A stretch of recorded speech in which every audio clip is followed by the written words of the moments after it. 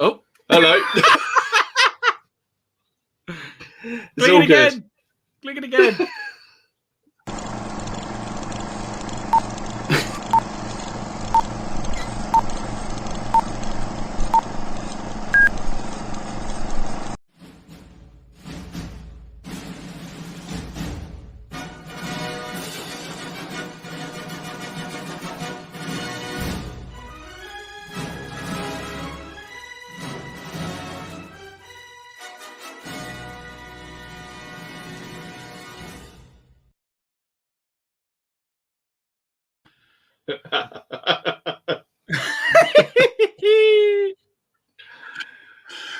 Ladies and gentlemen, welcome to the slick presentation and professional aptitude that is the Plastic Crack Podcast.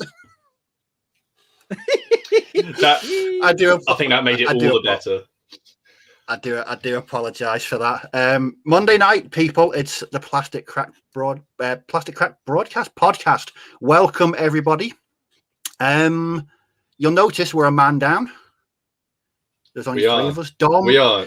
Now, Dom is not here. Now, despite the unfounded rumours, Dom is not at a 40k tournament or a Burrows and Badgers tournament. He reached a milestone. Dom has painted 500,000 figures this year so far, so he's having a well-deserved rest.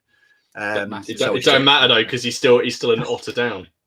Don't matter. don't matter. What I'd like to say, he's actually on some kind of like wildlife retreat researching. He's sitting there with some binoculars, waiting to see some kind of like otter in the wild, just so he can get that third tone just right. Anyway, introductions. So welcome to the Plastic Crack Podcast with me, Steve from On Point HQ. Up there we have Martin from Seventh Son. Hello. And up there, Ken from Miniature Wargaming Warriors. Gentlemen, how are we? How's our long weekends been? Yeah, it's been pretty good. It is always, as always, it's over far too quickly. I managed to get a nap in the afternoon today. That was quite impressive. That's the first time that's happened for you. A nap, yeah. It's only because everybody else had fallen asleep. Dear. Ken, how are you? I'm good, mate. I've bought a house. Yes. Did it go through? Yes, mate. Hey! I bought a house at last, and I have a man cave and a hobby area. Oh, first comes house, then comes marriage, then some point the rest of that, and then you lose the man cave, you lose things like that, and you're just crying in a corner, holding on to the hopes and dreams of your armies that once were. Yes, so I've heard. That's one way of putting it. It's all. Ken, you announced that like some kind of James Bond villain. Yes, I bought a house.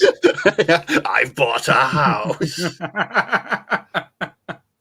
So yeah, no, it's been pretty cool, man. Like I say, I've bought a house, but I've not got much hobby done. To be fair, I've been too busy with that. It's real life stuff has had to take a real thing. I don't think that's a good enough excuse. I'll tell you what, mine. When you're going to buy a house, I'd tell you something, sir. You're going to be crying because I know what it's like. I've watched all my friends buy houses and talk about it. No. I will have to buy one at some point, I guess. But I think we could wait a while. I shan't be even considering that unless I win the lottery, which I forgot to enter tonight, which is a bit of a pain in the arse if you want to win the lottery. Didn't enter. Don't check numbers. No. Let's see who. Have you just swore? Right, we're getting Martin's swear box every time Martin prongs himself on some metal pikeman. He's got to put £10 into a box. They are horrible, but. They're really, really nice figures, but yes. How much? 10 quid. 10 quid. Yeah. Oh man, I'll be a poor person. I'll do a quid. I'll do a quid. I'll happily do a quid, and then I'll use the money for something. For something. There's probably going to be Perry for varnish. Yeah. Oh. Touchy. Right. Let's see who we've got in. So I'm going to run through this. We've got Guesties Wargaming. Welcome. Tim Stevens, Lionheart, all right, mate. How you doing? Evil Jim Reaper, Jim? How you doing? Hello, Jim. How you doing? We got Granaprego, Enemy in Sight, Friends of General Haig. Did you see the way that just rolled off the tongue, Ken? Did you see how he did that? Fuck off.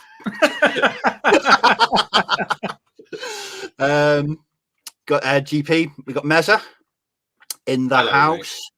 Mate. Got Drew, Tenement Tabletop. Is that a new one? I don't think we've seen Drew before. No. Hello, no. welcome. We got Rich M. We got Culloden. Rory, how's it going? We got Battle Matt. Battle Matt. War of the Roses, eh? Oh, Battle Matt. My the tagline on my under my name is just for you, mate. That's just for you. We got Julian Dale. We got Lee. Facebook user. That's very, very generic. Grandad's Art Space. Old School FRP. John Clark. John, how's it going, mate? The Rich. Graham's Wargame Vault. Lazy Pirate Painting. And that's a new one as well, isn't it? Lazy Pirate Painting. He was on my stream yesterday. He's Lazy Pirate Painting. He's on my stream yesterday. And let me just get you. You've got 15 fantasy Kings of War armies with, was it free to do? I mean, they're all at 28mm. So yeah, saying, jump over onto the, I'd love to see all that. So jump over onto the Facebook group. We got Paul. So Paul's Paint Shed, he's in. We got Mark. We've got someone called Boots on the Table with Doms. Anyone know him? It rings a bell, but I'm really not sure. No, I remember some talk once. There was this guy back in the midst of time. We got Jason Horn, and apparently he was like the co-host at one point. Does anyone remember Blue Peter presenters from 10 years ago? I don't think we do. I really don't think we do. No. And do you know what's going to be nice? Is that even still a program? Is that still on? Is Blue Peter still on? Is it? Yeah. Is it? I think so, yeah.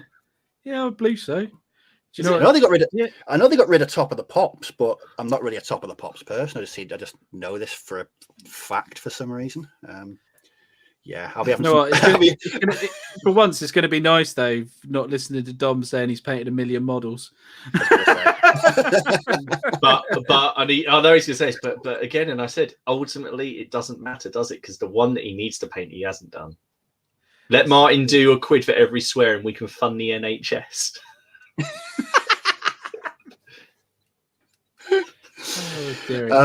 Dearie me. And then we've got, I think that's everybody in at the moment. Oh, Benjamin Christian. That was Benjamin who very helpfully. He's trying to help your funds there. Just an easy way of doing it. Right. I think that's cool. But no, that's there's also. You should probably just say also thank you to everybody who's watching on the replay. So we get quite a few now. So thank you very much. I know Ken shouts at us after the show if we don't mention it. He gets. I was waiting. Yeah. I was waiting. I was ready to step in. It's all the other things we can shout at Ken about, and it's the one thing that he can like have a pop back when we do because honestly, yes, after the show we sit there and we have a post-show roundtable discussion on things that we should do and shouldn't do and critique each other's input. No, we don't. We just go on out. Don't say that again. No, don't bring that up again, Martin. No, then I normally stagger away in pursuit of coffee because it's just one of those things. I should also mention that the podcast is proudly sponsored by mezersminis.co.uk. Carl does a fine line in V&V and Avon Post miniatures, so stick around to the end of the show and you'll be able to find a nice discount code for 10% off in Carl's store. For that. So let's talk about what we've been up to. Martin, what have you been up to? What have I been up to? I was just about to reply to Dom's little comment there saying he's only done 24 cavalry since the last podcast. Martin, how's my cavalry painting going? I painted a dead horse. Does that count? I painted a dead horse. I painted a dead horse. No, it's been good. I've actually managed to get quite a bit done in the last week, actually, for considering. So I have probably saw this, but I finished the model I was painting last week, which is this chap here. That's Sir Geoffrey Gate for my Wars of the Roses Neville stuff. So he's the chap that converted, kit bashed, and did a little bit of sculpting on. So I'm really pleased with how he came out. He does. The more I read about him, everyone says he looks a bit surly, and the more I read about him, I think he actually was. I think he was actually a bit of a bruiser. He looks very, very stern, like he's about to go and just commit ultra violence upon somebody. I think that's why Warwick liked him. I think that was his. He looks like Lord Bolton from Game of Thrones. Oh, what, Ramsay Bolton? Yeah, Ramsay Bolton, the nutter with the dogs. Yeah, someone else said that. Someone else said that on Facebook, saying it reminded me of the sadist from Game of Thrones. I was like, which one? You got to narrow it down a little bit. Like, which sadist are we talking about? But that's all of them. That's the last 2 units I did. So that's William Parr and Jeffrey Gate. So they're a lot of fun to paint, and I just like putting some photos together just to sort of show the battle line. So I can't wait to get these guys on the table and actually have a game with them. So I finished him, but then I did a live stream yesterday, and I got these guys painted up. So I've painted up half a pike block. That's what I'm going to be swearing about if anyone wonders. I keep so that's this is Henry Bard's regiment of foot, so grey coat, but I'm using bicorn miniatures, so I've got brass pikes. No, they're very, very nice little minis. I say little, they're about a head taller, or they're a bit chunk wider, about half a head taller than Warlord. But they're spiky and a lot of fun. Like I say, they look, they look exceedingly spiky. Ugh. And those pikes look very straight, which is very nice. Yeah, well, the thing is, like, as they don't bend, which is why they draw blood. So, like, as soon as you touch them. So no, that's it. So so tonight I'm working on the. So you got all those ones that are at port. So now I'm just working on the guys with charge pikes who are sticking about straight in front. So I've got 8 of those, and hopefully those are not to be left around with small children, I guess. They're not to be left around with any, like, they just hurt. They just really, really hurt. But yeah, they're a lot of fun to paint. So yeah, that's where I'm at. Good stuff. I still think that guy's very, very angry looking. Really, really angry looking. Yeah. Oh, Gates. Nice. Yeah. He's I think he was captain of the Isle of Wight, and then he got shipped off. And then I was sitting there thinking, maybe he didn't want to be. Maybe they shipped him off to the Isle of Wight, and he was stuck there. And then afterwards, they shipped him off to Calais, and he was just in charge there. So I don't know. Maybe he just didn't. He's actually, I found out as well. His estates aren't actually far from where I live. So he's from Essex, but he's from the sort of Essex-Cambridge border. So I thought, this is going a bit. So I went on Google Earth and like zoomed in. I thought, maybe I'll see it. And basically, even now, it's a street and 3 houses and a church. That's it. That's it. What a legacy! Yeah. What a legacy! Yeah. Good stuff. Ken, I know you've been busy with other bits house involved, purchasing and all the stuff. So, got anything much done this week? Technically, I'll show you on the camera. I'm doing this for these elves at the minute. The base coat in the blue is basically where I'm at with these at the minute. But I've managed to get all the gold done. So I got a bit of hobby done. Don't get me wrong, I did get a little bit done. But I'm just working through these in a minute for book 2 of the magazine stuff I'm doing with Lord of the Rings, which is quite cool. And I'm going to be starting, as soon as I finish this book 2, I'm going to start doing some ECW stuff. So looking forward to doing that. So yes, that's gonna be. Funny enough, I had a comment on my live stream. I want to check it out. And the other guy, because we were talking about the relationship between Waller and Hopton, and Paul Richardson, who's in the comments, he sort of like directed me towards some of the letters that they sent between each other. And there was a guy in the comments on the video who said how they served together. I think he said in Venice, and they helped rescue like a noblewoman from some angry Catholics. I need to look into it a bit more.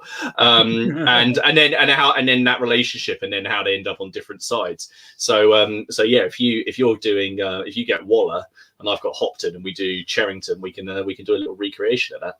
That'd be quite cool. No, definitely be cool. But yeah, I mean, as long as I win, which that'd be fine, because I didn't in real life. No, but I'll tell you something. It would be nice to start something else just do these along the side. So it's going to be interesting. Martin, there's some advice about metal pikes. What's that? Don't do it. Don't let your cat walk across the table with metal pikes. It's real hard trying to explain to the vet what happened. Or just let your child do it. Can you please explain why your child has 24 small puncture wounds on their face?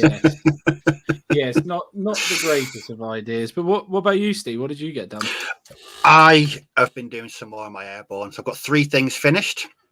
So up on the screen now will be this. That's my first airborne section, 10 men. Very, very happy with them. I'm really, really pleased with the way they turned out. That's just US olive drab. But what I do is I do the Agrax. I add the Agrax wash, and while the wash is still wet, I use Athonian camo shade over the green as well. And it sort of the Agrax and the Athonian works really well. It kind of tones that green down.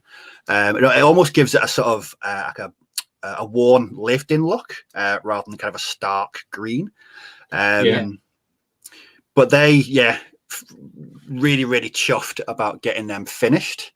And then yesterday I did a bit more. I did some early morning hobby yesterday. So first of all, we've got this. I love that. Kit bashed bazooka team. Yay. So I don't know. It just they fit really well. It's uncanny how well they go together. It's like screw you, Warlord metals. Absolutely. There's no need to have it.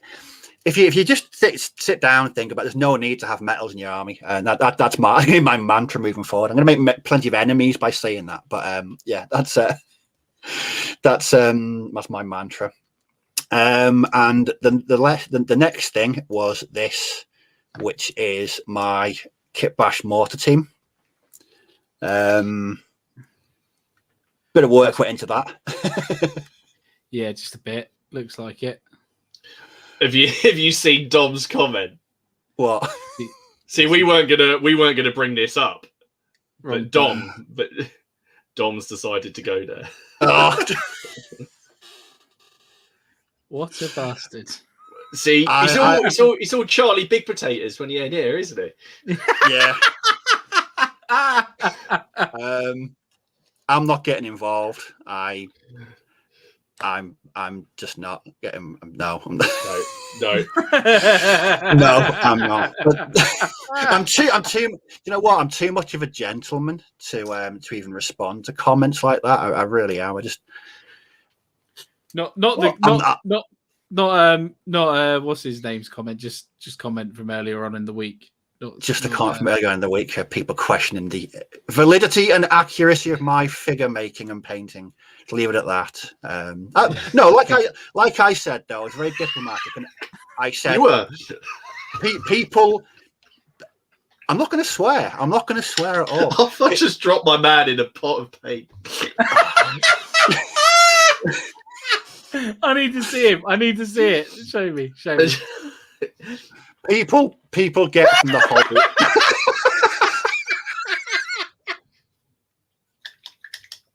My missus thinks I'm dying in here. How do I get snakebite leather off of a model? Dunk him in water. Oh no. You fucked that up. Sorry, carry on. I will shut. I'm gonna just do some emergency surgery here. Cheers, Matt. I'm glad you like the mortar team. I was very, very happy with that. It took me so long to actually make the figures, but placing them on the base, it took me about half an hour to work out who was going where and what was actually going on the base. I'm a bit of a perfectionist when it comes to basing like that. So no way, Steve. No way. You're not a perfectionist when it comes to basing. Not at all. But today I've been working on Landsknecht. Where's your secret project? Where's the secret project? That hasn't been worked on. That's not been worked on for 2 weeks. It's still Oh, come on. You're killing him. The thing is, though, they're really, really. What I found is what I'm working on is they're really, really quick to paint. I can knock out 6 in a night. So if I really put my mind to it, paint? Oh God, shitloads, loads and loads and loads. But when I made that video on Saturday, I started the video and the secret project was in the video, so I had to redo it because I didn't want anyone to see what I was working. You could have done it. You could have just left clues in it and just seen it. See someone actually noticed. I wouldn't notice. I don't know what the fuck's that, Steve. Meza has got a comment for you, Martin. Is that a new speed method? That is. I'm just going to. These are the brown coats. These guys are just going to be dipped in snakebite leather. And, the black shirts then. Hey? The black shirts. Do you get it? Brown. Oh yeah. Oh right. Yeah. Sorry. I'm with you now. Jesus Christ. Jesus. How far are we into this? We're only 20 minutes. It's not Necrons, Travis. It's not Necrons. Bloody hell. You strike me as more of a Tau person, anyway. Yes, he strikes me as a Tau, an Imperial Guard / Tau player. I have got an Imperial Guard army. So, well, it's not an army as such. It's a project that started in 2013, but I've painted them up as Germans. That probably comes as no surprise to anyone. Fuck hell. I started this, ancient Macedonian project. I painted them up as Germans. Yes. Oh God, no. They when I say I painted them up as Germans, they're field grey and Panzer grey. So Germans essentially. Yeah, nothing but quality on the Plastic Crab podcast, my friends. Nothing but quality. No, we've got swearing, we've got figures being dropped in pots of paint. Well, yeah, we've got a slick introduction with that went perfectly well. Yeah, and a man painting elves. Jesus. Yes, and a man painting elves. No, Steve, I'm not painting hobbits, and Nick, it's not Zulus either. Is it Games Workshop related? No. Is it Warlord Games related? No, because we'll guess what it is. No. No, you'll guess what it is. Okay, all right. We'll stop. I'm not giving the manufacturer away, but it's I can definitely say it's not science fiction or fantasy. It is military, which is a nice segue into a bit of a question. Okay, so, go on then. You read it out. You go for it.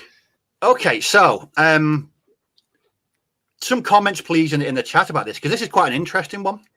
So we are, by all definition, wargamers, but what? Excuse me. Sorry. Just to clarify, I'm not putting money in when you swear, right? Right? No, that ain't happening. Okay, so like I say, we're all by definition wargamers, but where is there a grey area, or where does wargaming meet military modelling? Ooh, here we go. The comments are about to explode. I say it 40mm personally, but there we go. Oh, see, I'd never thought of scale before. I always just Leslie games at 54mm. So that to me is military modelling. Oh dear, here we go.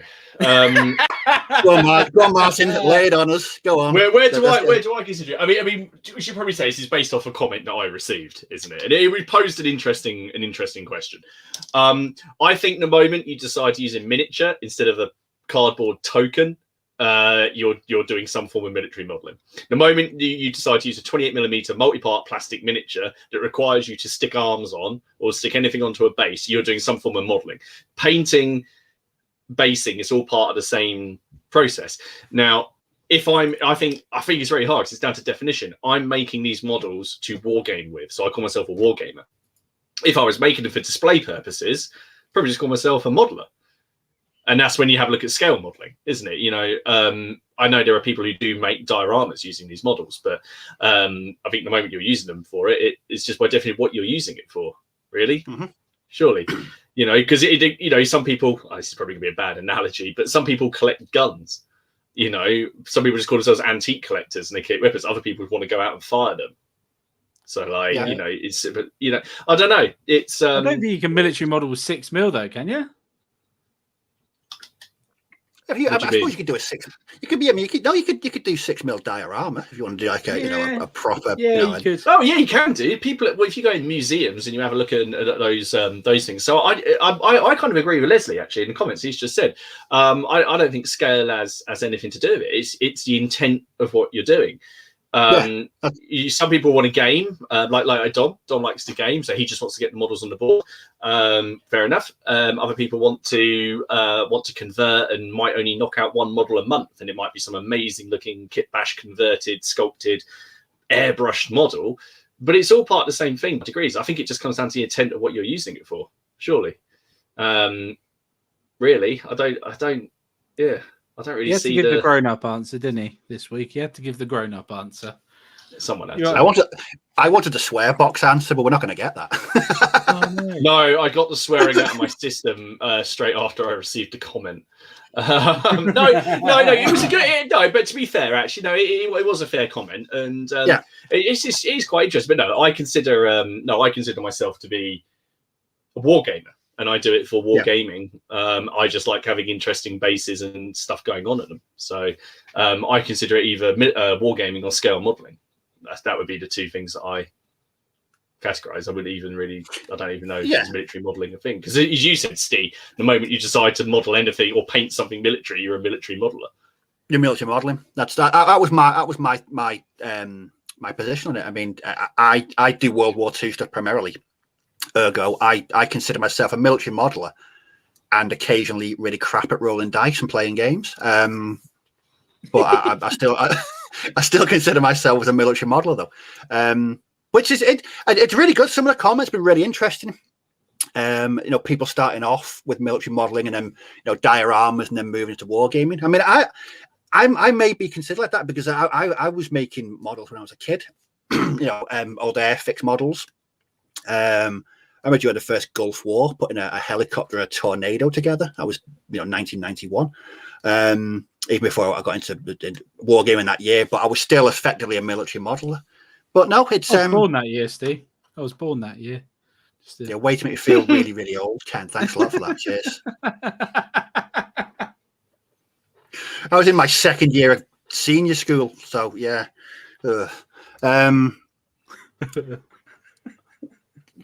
I think Mez is taking the chat down a distinct rabbit hole. If I dress up in period military costume, am I military modeling?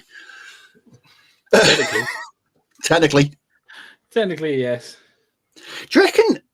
I was thinking about this with reenactment. Do you reckon there's any Landsknecht reenactment? I bet that's a sight to behold, isn't it? Yeah, probably. I'd imagine there will you could find it. Maybe not in this country, maybe on the continent, but yes. Look. Can you imagine me dressed as a Landsknecht? That'd be awesome. That fucking hell, that'd be funny. I'd pay good money. I'd pay good money to see that. I think that. Oh my god, mate! Hashtag get Steve to dress up like a Landsknecht for CrackCon. Yes, there is. Oh god, yeah. There you go. Oh my god. Count me in. I'm gonna go on eBay and look for secondhand cod pieces. Look at that. I preferably would not prefer a second-hand cod piece because you. Okay, there we go, Steve. There you go. There's your outfit for crack cod. What would you do if I showed up dressed like that? Probably accompanied by the police. I would. I'd get the camera out and get some and start filming. So you could then post it when you were in Nick. Yeah, I'd send it to Warlord Games and get them to stick my channel on the front page. I think that'd be a great thing. I think that'd be great advertisement. He bought your Landsknecht box. Now look at him. Look what you've done to him. Look, I'm a broken man. I bought one box, and the next thing I'm looking for cod pieces on eBay. That's a slippery slope, really. Actually, slippery is not the word you want to use. A cod piece. I think we've taken a distinct tangent there. Yeah. What was it? We were talking about the modelling thing, weren't we? Military modelling, yes. I think it's really hard, isn't it? Because you're in a case where you're just kind of putting people into categories again, aren't you? And it's just like, I don't know. I don't know. I think Jim put a comment in it. It says if the model's so complicated you didn't pick it up. then it's not. But then I guess that also comes down to manufacturers, because I'd say the main manufacturers we use. I mean, there are some manufacturers who make models, and it's like, well, I don't want a game with that. Mostly that's fantasy stuff or sci-fi stuff, because it's so complex and large with like bits going off of it. I can't really think of anything historical like a guy on a horse, or some troops that you'd be like, oh, I think they're gonna fall apart. I mean, I just don't think there's any kind of. I mean, it's definitely no right or wrong answer. I mean, people take from military modeling, whether you're a scale modeler, military modeler, wargamer, stroke military modeler. I think there's so many different facets and elements to it. I think I mean, like you said, it was a genuinely good question. That where does wargaming stop, and sort of the display aspect of scale modeling begin? I could be going off on a completely different tangent there. But no, it was a good question. I thought that was it certainly got us thinking anyway. Definitely. It did. Ken, you did. What was your answer? I can't remember. What was, you 56 mil, 54 millimeter. That was your answer, wasn't it? Yeah. Yeah. Something you're going to really use for diorama pieces more. I think larger models tend to get used more for the diorama set than they do for gaming. They can be used for gaming, obviously, but look better. A good question from Dom there. Where does bloody badges fit into military modelling? Well, Dom, I don't know. Well, you can reenact that. We just get Steve to dress up as a badger from the Wind in the Willows and go in a hole with a pike. And we could make Dom could be Toad at Toad Hall.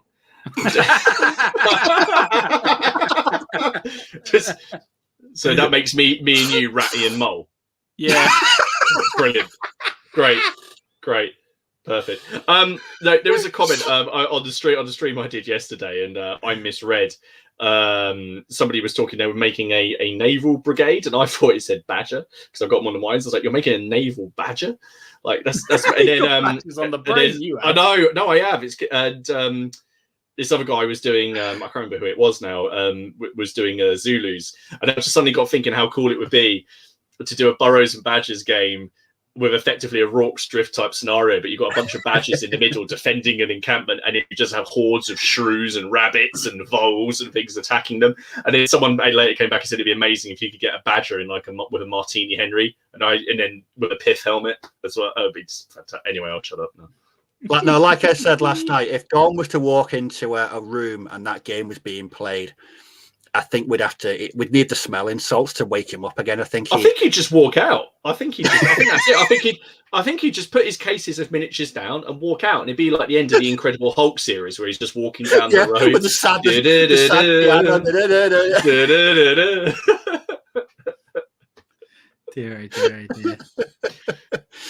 We could be responsible for that. I don't want to be responsible for a sad Dom. So he's probably cursing us like you wouldn't believe at the minute. You know that. Probably. Well, he's partaking of a couple of glasses of fine red wine as we speak. So he's probably having a good night, and not a single badger in sight for him. So what I don't understand is he's managed to get away for an evening, and yet he's still hanging out with us. No, watching it. We're all sad like that. Yeah. Grandad's Art Space has come up with a debatable idea. Let's put it that way. I'd say everyone dressed up as badgers at CrackCon. Badgers at CrackCon. That would be. Can you imagine? Actually, I probably could. Actually, I wonder how many national newspapers would make it into. Probably quite a few. What, lunatic? Yeah, but they'll just say it'll say something like lunatic stage protest. They'll just think we're some kind of like bizarre branch of like Extinction Rebellion or some kind of like animal rights thing. No, we're actually advocating animal violence between animals. Yes. Especially with large swords and maces. Yeah. No, we're all about the animals taking back. Like, no, we're not about ending cruelty to animals. We want cruelty of animals to each other. I don't know. This is probably going down a very dark. Well, that's just lost the monetization and probably a couple of court cases that are pending as well. Yeah, there we go. Fantastic. Ken Mercer's got a question for you. Go on. Are you hiding your So- nuts behind the Balrog poster? Where's your Austrians? they may be hidden behind there, but the Balrog is out. I do try and change my theme every week to what I'm doing. So at the minute it's about Lord of the Rings. So Lord of the Rings is in the background. But there's a little bolt action bag there as well. So I've got my British, so they're getting done at some point. But yeah, definitely. But speaking of bolt action, Steve. Yeah. What was your main topic again for tonight? It was something World War II based, wasn't it? I wonder what it No, I changed my mind. It's just going to be a general Q&A. I thought we had one of those. Q&A. For a while. Yeah. Q&A. Tell you what, scared me for a second. And I was like, what? It's like, what? So you bastard, I could have gone and read. Oh, that's a quid. I thought there we go. Okay, no, let's go. It's what time is it? Peter's little question of the week. It's a good one. This. It is. I'll have to get my phone because of I've forgotten the exact word now. I'm bracing for impact because I think this could be a controversial one. I have an opinion. I love a bit of controversy, so we know this controversy. You caught it. You can see him cackling away in the background, like before, like you've even finished reading the question when this happens. Okay, so Peter's little question. Do the panel think that £20 to £21 for 42 figures is good value, i.e. Perry's, compared to 60 for between 24 and 25, i.e. Victrix? I'm going to throw this out to you guys first because I know this is your field. I don't buy many Perrys and I've never bought Victrix. So over to you. Controversial. I think it wasn't meant to be controversial, was it? No, he wasn't trying to be controversial. We just saw into the controversy side of things. But you can see underneath it, he said that it's a cheap. Well, I think he said as well, did he? So it's a cheapish hobby as long as you can control your buying finger. Yeah. And sorry, I've just seen Drew's comment. Sorry, that made me cackle. The Austrians. That was Louis, baby. There we go. Yes, the Austrians fell into shadow and flame.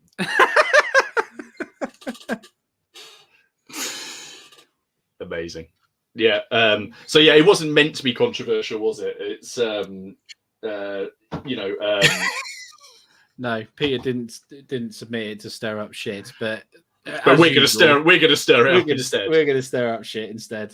No, but I've thrown it back to you guys because I know you both got sizable Napoleonic armies, and I know you both use Victrix and Perry. So, what's your take on it? For the amount of figures you get, yes. I don't know. It's very hard because I got Ken. What do you reckon? Like, if you are generally on a limited budget, and you generally are, and it's real. This is some people are. If you're generally on a limited budget, they're both very good quality.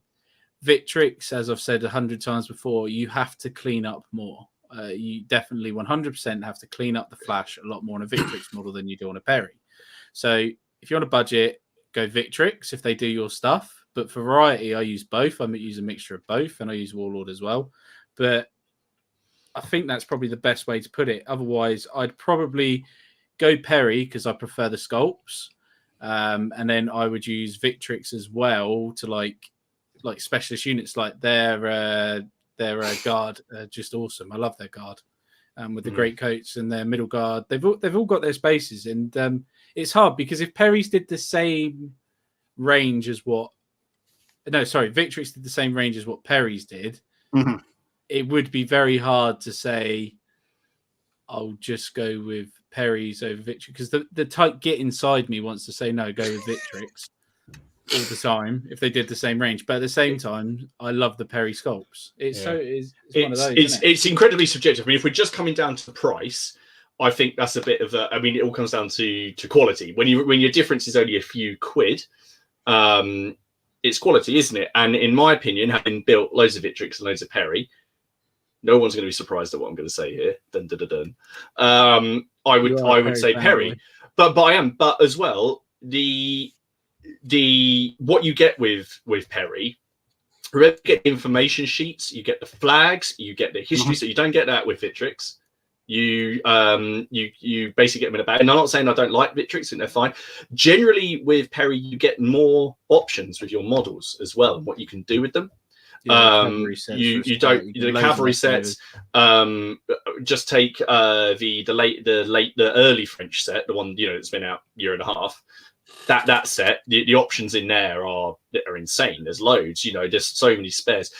If you take the Victrix set, for example, the Old Guard set, which is a really good value set, you get 60.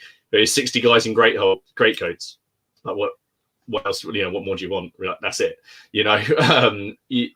I find as well the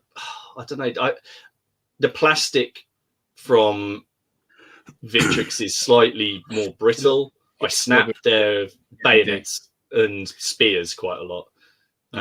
With them, but again, it is completely subjective. I suppose when the difference is literally £3 or £4, it's not much. I mean, if the Perrys, Victrix make the only multi-part plastic Napoleonic cannon set. Which is awesome. Yeah. I love that cannon set. It's a piece of piss to put together. Exactly, and you can magnetize it. Yeah, and it's awesome. You can use a cannon or a howitzer, and that is good. I do like that 100%. Yeah, the other one is Perry do make like the ACW cannon set, which is pretty much the same thing. But Perry, we know that they've told us they look at what's already on the market, and if someone does it or someone does it well, they don't bother making it. There's no point. It's like why they're not going to do ECW plastics. Yeah, they said there's already, they just don't want to. There's already an ECW plastic set out there, which I know some people would rather that they did one, but they didn't see the point in sort of doing it. So I think it's incredibly good value for both, and I just use both. I think it's all good for the consumer. It's all good for us. That's the cool thing about it. Ken, I remember. I know. You didn't finish them, but those Victrix British Napoleonics. No, Dom's got them now. You got how many were in that? There's about 60 in that, wasn't there? Yeah, 60. Yeah. Right. Those models though are from the depths of hell, because putting them together. Did you film it? I asked you to film it. No, I never filmed it, but I swore a lot. Yeah. I think the thing is I don't know. I don't know how much these things cost to produce, but I feel like with Perry's, I know you don't get as many models, but you get the nicely researched information leaflets that aren't small leaflets either, with uniform colors and suggestions and even history information on a couple of them. Like certainly in the cavalry set, they've got stuff on that. So I guess that doesn't take much to produce really, because you're printing something off, but you get a little bit of difference, don't you? So yeah. Yeah, I'll tell you what, I will be a bit controversial if you want. I'll bring a bit of controversy to this topic. What about, instead of Victrix and Perry's, what about Victrix and Warlord Games when it comes to Romans? Victrix. Why? What period Romans? Late. The early Imperial, the square shield early Imperial. Yeah, the square Romans, shield one. Yeah. Well, it'd be Victrix, because for some reason Warlords look like hobbits. But you do. To be fair though, if you play against someone else that's got the same sort of scale as you have, so say like you've got the smaller scale stuff, because the Warlord stuff is, because they're not actually Warlords, are they? They were bought from another company. Am I right in saying Warlords bought? I'm not sure. No, I'm not sure. I'm not sure actually. No, I think I think they are. No, I think they are. Because I think the Romans were when Warlord was first founded. I think the Romans were one of the first boxes they produced. Oh, okay. Yeah, 'cause they are a bit smaller on the scale, aren't they? Yeah, but you see, the thing is, if you look at their Caesarean Romans, the Caesarean Romans are bigger. The Caesarean Romans are right. I've got them. You can put them side by side. The Caesarean Romans are like a head taller, so they brought those up in scale. Yeah. Right. Okay. So you would choose the Victrix ones over them, even though you get less in a box. What, in Victrix? Yeah, you get 24 for Victrix and 40, I think, in the Roman box that you get for Warlord. Yeah. Yeah, I think so. I don't think it's 24. I think it's more than 24. I I would choose Victrix because also again with the ability to multi-pose, because I think if I remember, I think the plastic Romans from Warlord are fairly mono-pose. I feel I can't remember. I'm gonna have a quick look. James has put the Warlord Romans were a buyout, and he thinks the Greeks were. All right. Have you seen Paul's comment underneath? Orders gurning dwarf Romans. The Warlord Scots with the plastic was manufactured by Render, like a lot of their stuff. Okay, so they are a little bit smaller. Here's another one from James about the Warlords and Perrys. So I'd say Warlords, Napoleonic Russians are nicer than Perrys, partly because the Perrys' faces and that kind are side on with a mold line down the middle. Mold line, yeah. I've seen videos on this. It's 30. Yeah. There's 30 Romans for 20. So you get another 6. So you do get more. Yeah. I mean, at the end of the day, a Roman in Lorica segmentata looks pretty much. But yeah, just because I know we've talked about scale things before, but that's almost, that really is almost like a different scale gaming. Like they're so different.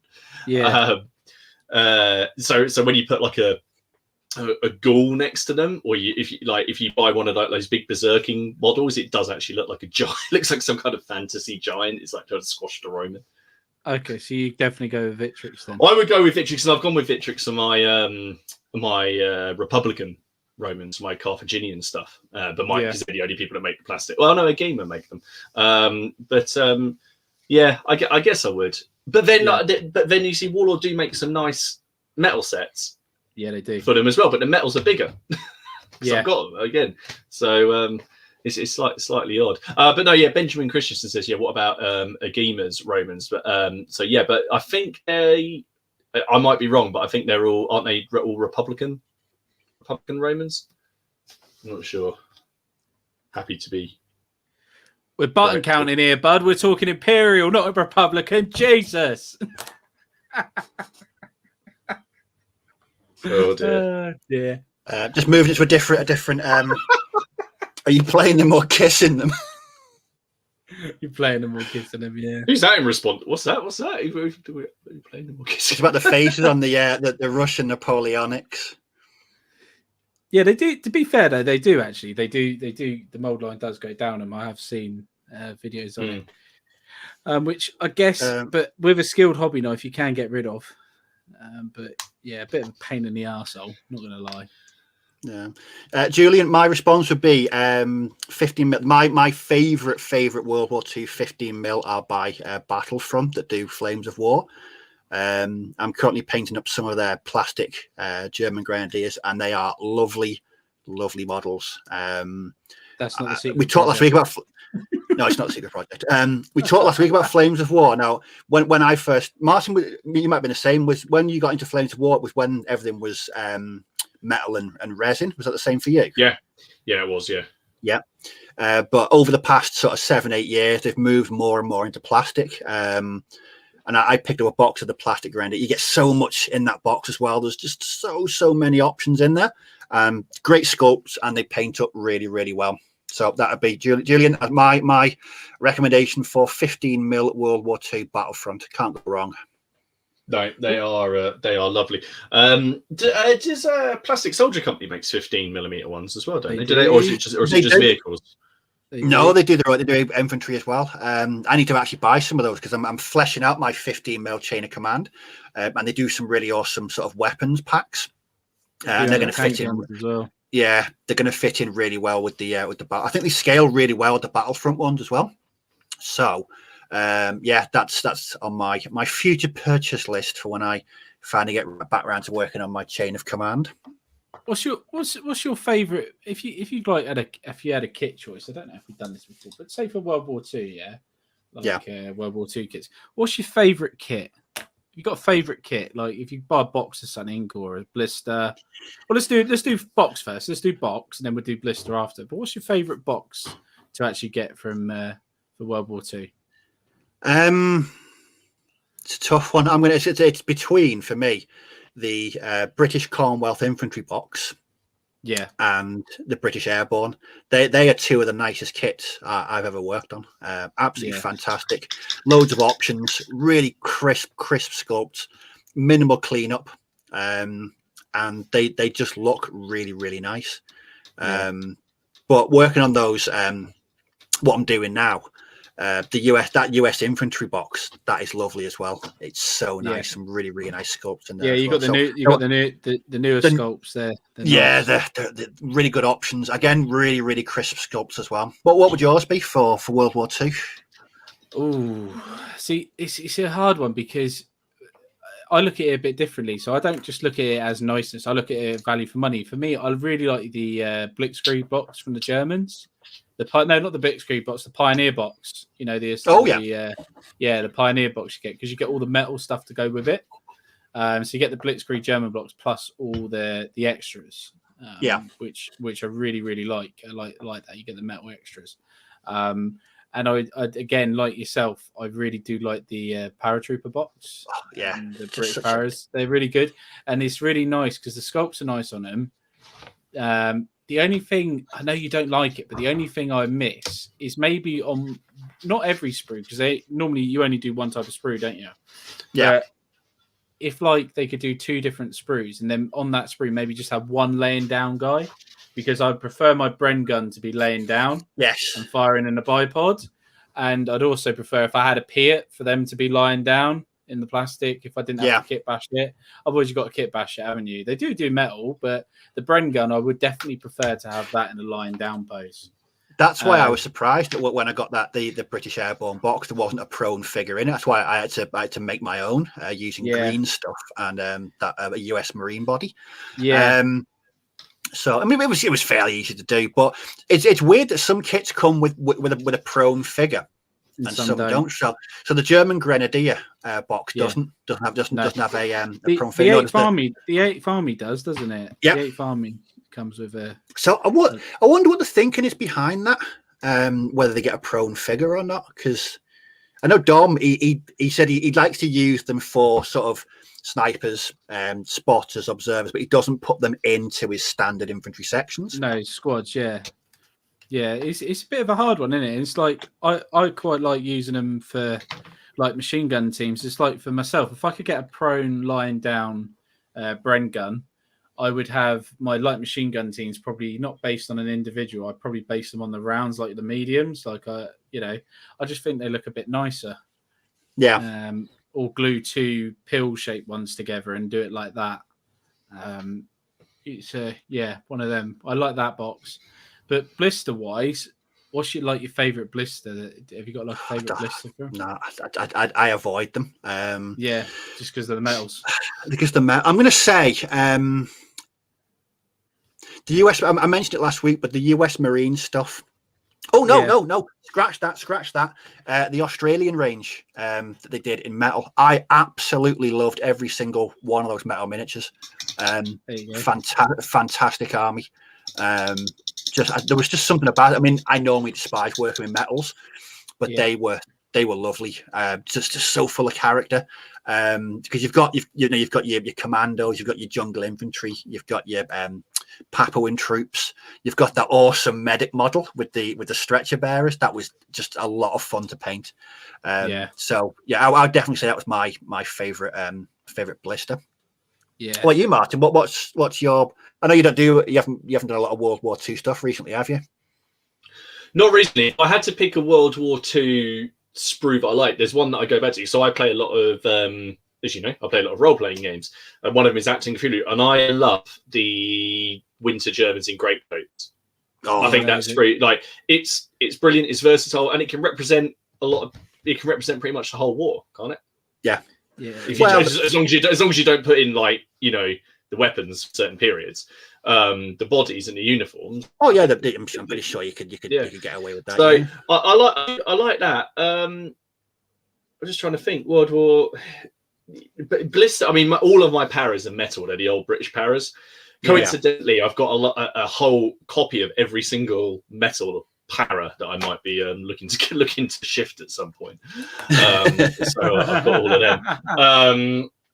So I like those. I'm just trying to think really. I like. I mean, my Hitler Youth kit was pretty cool because that is a good that is a nice kit actually. It just had like real character to it. We got that big fat guy in there as well, don't you? Like the leader.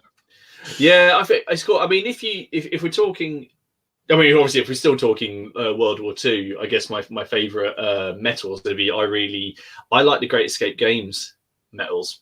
Yeah, the new stuff from them. I think they're quite cool.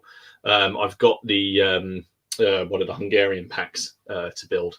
I quite like those. But yeah, if you're saying if it is, what do I think the best from my modelling? Changing the question out of all of my projects. Yeah. What do I think the best value kit is? And it's not just because it's Perry, but the the mercenary set. The late medieval mercenaries, which I use the Wars of the Roses, which can be used in the Burgundians set, I think is one of the best plastic sets that I've ever seen. The fact you've got the option of you get 44 models in that, and you can build them as pikemen, halberdiers, crossbowmen with pavés shields. You can build them as handgunners. You've got conversion options in there to make them into sort of papal-looking troops. The number of heads, it's a crazy good box set, and I think a lot of people use it for fantasy as well. I see a lot of people buying it for things like Frostgrave or RPGs if they just want to build town guards and things like that. But that's my favorite set. If I was going to be doing a fantasy project and I just wanted to build out some guys with like big plumes and things like that, I'd just buy that set and just paint them up all kind of garish colors. So that would be sort of change it. What was my favorite plastic set? World War II. It's the Germans in greatcoats. Yeah, I've bought 4 of those boxes in the past 2 years because they're just so versatile. I've used them across everything. Just to respond to Benjamin, so he's managed to paint an entire German 15mm army without using any field grey. Heresy. That's what I call it, Benjamin. Heresy. Now that's really good. So HJ and Volksturm army all the way. That sounds fascinating. If you've got any pictures of that, post it in the Facebook group. I would really love to see that. That'd be really good. It'd be great. And anyone, yes, if you're not a member on the Facebook group, we only need like 6 people, and then we've hit 200. So come over go on Facebook and search for the Plastic Crack Podcast, and come and join. Answer Dom's questions free to get entry, like that horrific thing in the Never-Ending Story where he's got to go past the gate without getting zapped. I see it more as the bridge from the Holy Grail. Answer me these questions 3. Basically. Well, if we go through, but also, I was just going to say, if anyone else has any questions, pop them in the comments because we'll come through to them because we've got a whole nother hour. Nick, probably not. I won't be getting the island assault starter box, mainly because I've already got a really sizable US Marine army, and my regular opponent has about 4.5 million points worth of Japanese. So I don't think either of us will be partaking in that. But it's going to be a good excuse to start playing some jungle-based games of bolt action when we return to normality. Hopefully isn't too long away. No, we need to get some games booked in, and we can probably say, should we say it? Ken? Yeah. Should we say? Well, we've got to, so CrackCon is going to be happening. It is a thing. It is going to be happening. We're just sorting out the finer details now, and in a couple of weeks' time, we will have an announcement to make. Yes. Of course, when Dom is here, we've got a few more things to iron out. But we've not been sitting idle. We've listened somewhat. We give. Yeah. Well, you want. We went and looked at it and went, "How much?" No. It's cool. So no, stick with it. There's definitely going to be a thing happening. So keep stay tuned. I've got a question for you guys though, and I think we might have talked about it before. What was that? BeaverCon. BeaverCon. Oh shit! You started it now in the thingies. The thing. That's different. Haley heard that. She's now asking questions in the background. Where will CrackCon be? If it's BeaverCon, it'll be Las Vegas. That's where it will be. Yes. But Jesus Christ, that wasn't going to be my question. We can say CrackCon's going to be in the UK. Let's put it that way. CrackCon will be in the UK in the UK. And it'll probably be in the middle. It'll be in the middle of the UK. My question is figure removal in games for casualties. Opinions and thoughts, because I didn't realise it was as controversial. Well, not as controversial, but people seem to have like a real thing. Like you either see, I didn't realise that it falls into like people seem to love it or hate it. I'm quite kind of ambiguous. Like yeah, I mean for the Hail Caesar system and for basically Warlord systems, I like not having to take my units off the field that I've spent years painting and then take them off with a shovel as soon as they get hit by grape shot. I like it that basically the unit's there and you're racking up casualty markers on it, you're racking up status markers on it, and I use explosions and things like that and to show they're disordered. And then the whole unit is removed eventually. And for skirmish games, I think it's fine because it's a lot more, you're looking at a lot more focus. My main aim is if I'm going to do a Dead Man's Hand, I am going to buy a casualty model for every figure I've got because it's only going to be 7, and I'm going to drop the dead model on the board when they die. Mainly also because in the Curse of Dead Man's Hand, you can raise them as zombies and they need to appear again where they are. But what do you think? Steve, what do you reckon? What do you feel? How's your... I mostly play bolt action, which is figure removal. But for me, because most of my bases I've got figures on, we're a bit more, when we play bolt action, we're a bit more sort of gentlemanly. So if a mortar team has lost 2, we'll put a chip next to it to say there's only one guy left on there, and that works. But if I was to play the big black powder games, I'm like you, I like them to be on the battlefield. It makes it look nicer. I mean, I don't know. I love seeing big collections of models, and all I think about, and this isn't me, I'm not having to go at Games Workshop before anyone starts off in the comments about it. My friend who I regularly play with had like an amazing Night Goblins army, but all you do is you hit it in the shooting phase, and you're basically using a dustpan to get the models off the board because they don't spend long enough on the board. Oh, I know that pain. It's not nice. Yeah, but no, I agree. Ken, what's your thought? Because I know some people I like to see the unit is getting whittled down. Yeah, and I don't quite. You could take. I don't quite get it. Like no, I don't know. That's just me. You could just take off a 6-man if like with us, but I like to leave them on if it's black powder until the very end. Put casualty markers out because casualty markers look cooler than. I like watching the casualties mount up. I like watching the dead build up. Yeah, if you like use proper casualty markers like of actual corpses, then definitely I prefer that. But when you're talking if you're talking bolt action, if I could, what I would do is I'd have one for man casualty figure. So I would leave where someone was killed. I'd then put a casualty figure on the table. If I could, that's a really good idea, actually.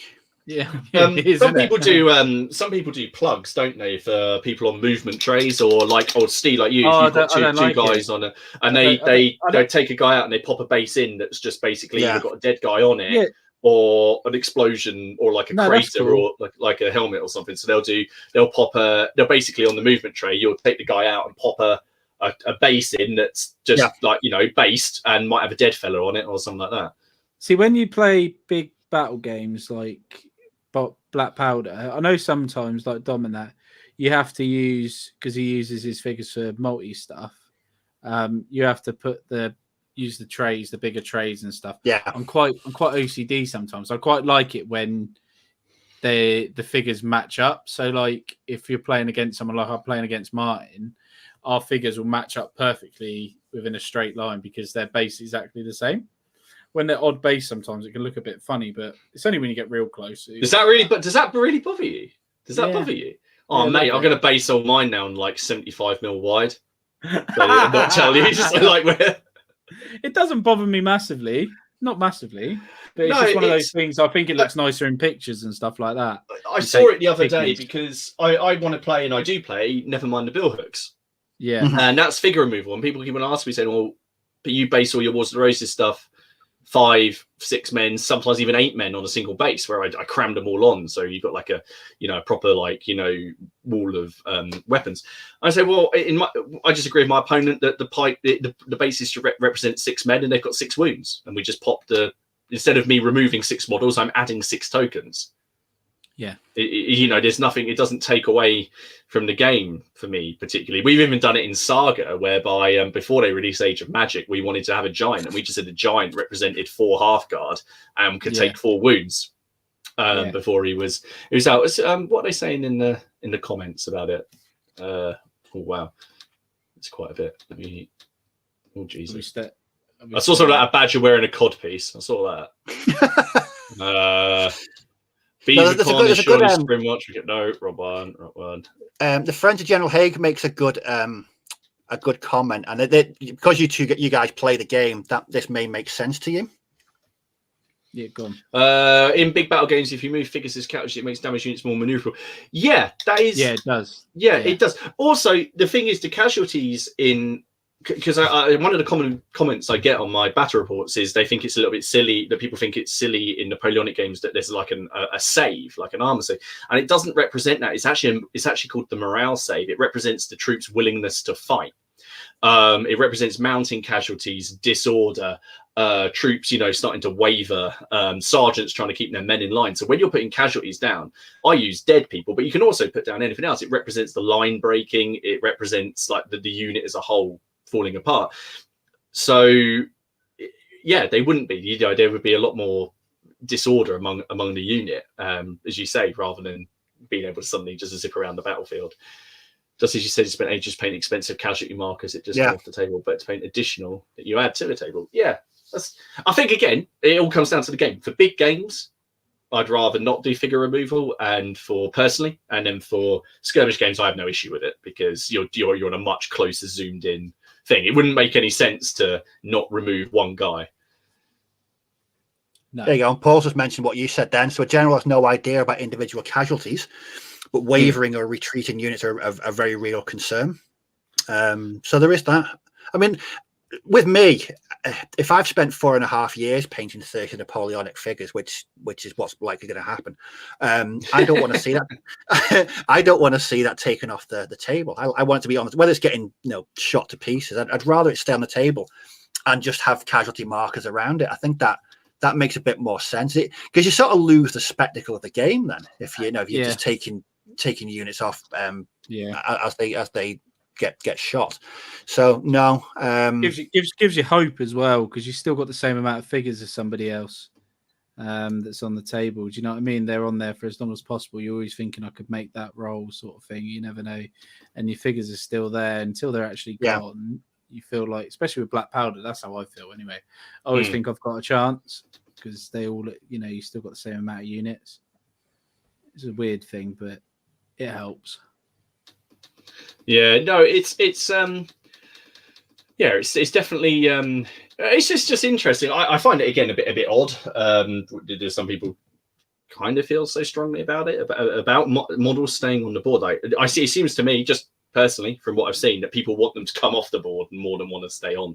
But I guess that's also just based on the type of games you've been played. I won't be honest. I mean, the first time I ventured into sort of Napoleonics, and I did Black Powder as the first Napoleonic rulebook I picked up, I was looking for it going, when do I take them off?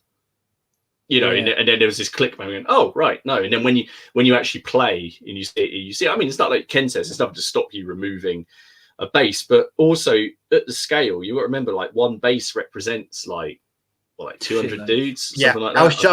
I was just about to say something. So like that. So if you're playing a game of bolt action, it's a very microscopic part of probably a bigger battle. I mean, compared to the figures that are on there, it's going to be really small. But if you compare that to a black powder game, where in theory, there's supposed to be thousands and thousands of troops on that battlefield, I think it's more logical to remove casualties in bolt action on a casualty like one-to-one basis than with black powder or something of that nature, it makes sense to just use casualty markers, but just to keep the figures on the table. Yeah, it does. It adds the game look as well. Yeah, and just like you say, and then it comes down to: are you playing platoon? Are you playing platoon level, company level, brigade level, or division level? And that's what it really comes down to. It seems. So seeing if there was any other. Yeah, because if you're playing a skirmish game, it would be really weird if you left your model that had just been killed on a 1-to-1 scale game on the table. I mean, GP kind of says it here. He says he likes games that are a bit flexible with removal as long as you're clear to your opponent. That matters. And so I think again it all comes down to agreeing. Like so much in wargaming, but it's also the ability to do, and then that's just agreeing with that's like if you've got any homebrew rules at the start, you agree. You don't start going, oh yeah, by the way, we play it this way halfway through the game. Yeah. So Matt say he doesn't like the pin markers in bolt action. What do you guys when you play bolt action? What do you use for pins? I made loads of. Oh, sorry, go on. No, go on, mate. You go first. Okay. I made loads of little craters using 5Ps and 2Ps to put down next to my models. So 5P represents 1 and 2P represented 2. So I just made lots of little craters and put helmets and stuff like that in them and rifles and that. So I rack them up with that. So again, because I want them to look part of the battlefield. See, I just used a red dice next to the unit. I normally use pin. I actually normally use the pin markers, but now what you've just said, Martin, is making me question why I'm even a human, because that's a really good idea. It's also really easy to do because you just get millput, make a donut, put your thumb in it, and then like paint sand on. Like paint it. How foolish! Here's another interesting bolt action question. Mm-hmm. Let's have a look. So one from Julian.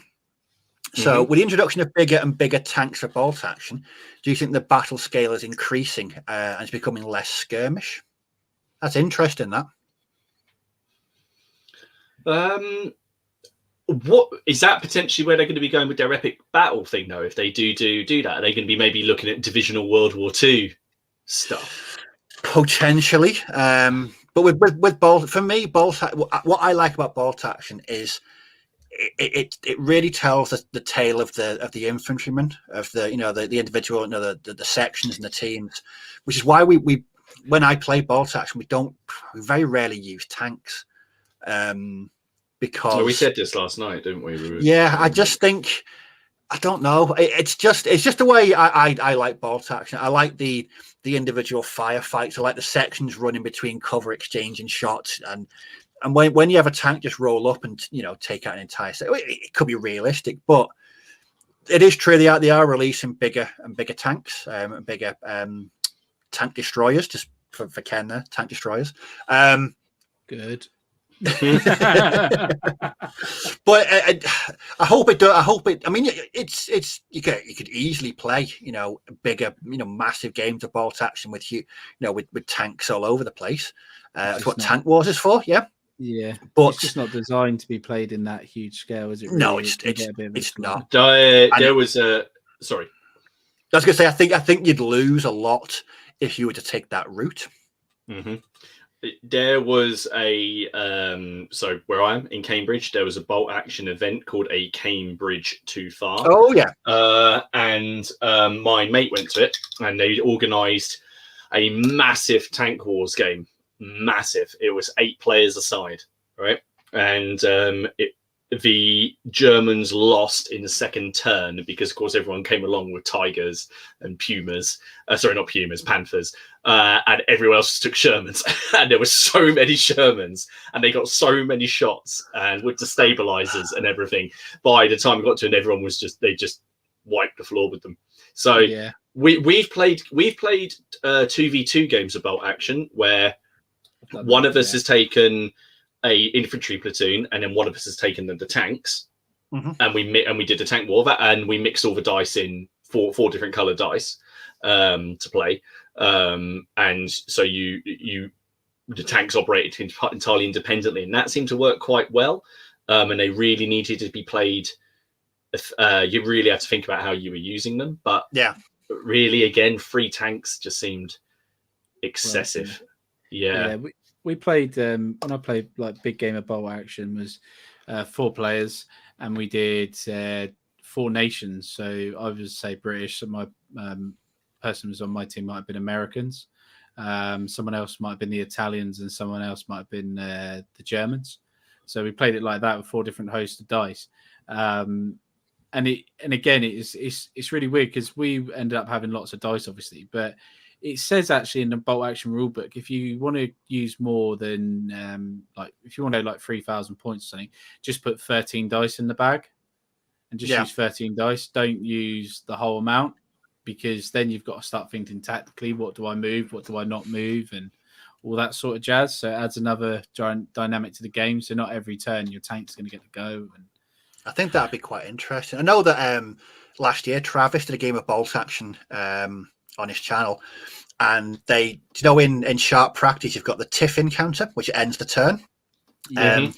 They introduced that into bolt action, so they put a tiff-in dice into the dice bag. So when that was drawn, the turn ended. That's quite a good idea. I like that. I would go one further than that as well, and I'd use a numbered dice, and when that came out, I'd roll, and there'd be a table, and some kind of event would happen. Yeah.